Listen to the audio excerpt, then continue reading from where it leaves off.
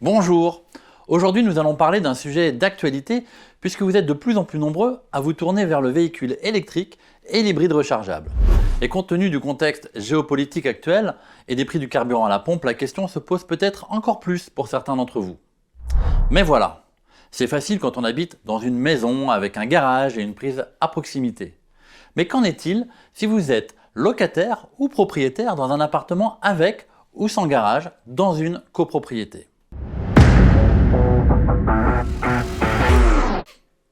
Depuis 2019, la loi prévoit l'obligation de prééquiper la totalité des places pour l'installation de bornes de recharge dès lors que le parking compte plus de 10 places. C'est valable pour les copropriétés dont le permis de construire a été déposé à partir du 11 mars 2021.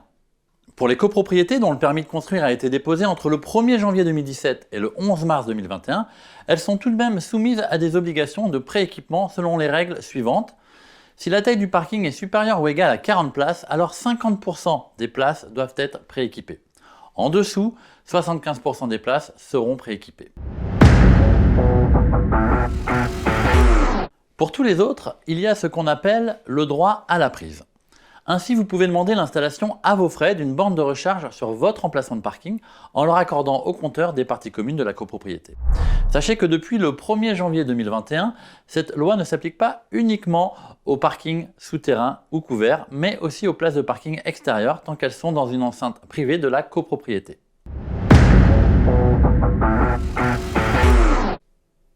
Alors pour cela, rien de très complexe. Il vous suffit d'adresser la demande au syndic de copropriété par lettre recommandée avec accusé de réception, en y joignant le descriptif détaillé des travaux à réaliser et un schéma d'installation démontrant la possibilité d'un comptage et d'une facturation qui soit individuelle.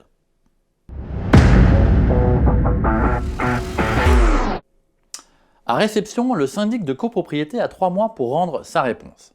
Sans réponse de sa part, et dans ce délai, vous pourrez installer votre borne de recharge. Les refus sont cependant très rares, car les seuls motifs acceptés sont l'impossibilité technique de réaliser les travaux et le fait que le projet de la copropriété est déjà de mettre en place une solution collective de recharge. Attention, ce refus doit être motivé face au président du tribunal d'instance. Notez toutefois que l'installation sera mise à l'ordre du jour de la prochaine assemblée générale de copropriété, mais elle ne fait pas l'objet d'un vote. C'est juste informatif. Ainsi, vous n'êtes pas tenu d'attendre l'assemblée générale pour démarrer vos travaux. En revanche, une fois que le devis est signé avec un prestataire sélectionné, une convention devra être signée entre le prestataire et le syndic de copropriété dans un délai de 2 mois. L'objectif de cette convention est de définir quels seront les accès et les modalités d'intervention du prestataire dans les parties communes pour l'installation et l'entretien de votre équipement. En copropriété, vous aurez 2 options possibles, la prise renforcée et la borne murale. C'est essentiellement votre budget qui va orienter votre choix. La prise renforcée est la solution la plus économique mais la plus lente en termes de recharge, environ 500 € pour l'installation, équipement compris. Et bien évidemment, la borne de recharge beaucoup plus rapide sera 2 à 3 fois plus chère qu'une prise renforcée. Alors effectivement, il y a plusieurs aides possibles proposées par l'État et les collectivités.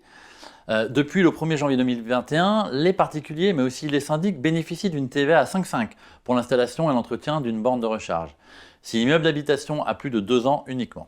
Il y a aussi un crédit d'impôt sur le revenu qui correspond à 75% du montant des frais engagés pour l'achat et l'installation du dispositif avec une limite de 300 €. Et enfin, il y a le programme Advenir. Et dans ce cadre, une installation d'une borne rechargeable peut être prise en charge à hauteur de 50% des frais d'installation avec un plafond de 960 € pour un équipement individuel et de 1660 € par point de charge pour des équipements à usage partagé. Alors j'espère que ces informations vous auront été utiles. Vous savez maintenant qu'il est tout à fait possible d'avoir un véhicule électrique ou hybride rechargeable en vivant dans un appartement au sein d'une copropriété. Si vous avez aimé cette vidéo, n'hésitez pas à la liker, à vous abonner à ma chaîne pour suivre d'autres informations qui viendront prochainement sur le monde de l'immobilier, mais pas que. Alors merci et à très bientôt.